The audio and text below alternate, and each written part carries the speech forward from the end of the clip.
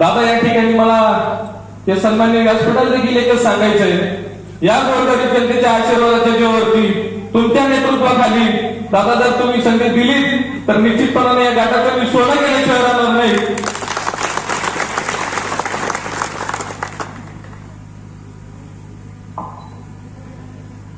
आज अनेक प्रश्न या भागामध्ये आपल्या सर्वांना भेडसावतात दादा.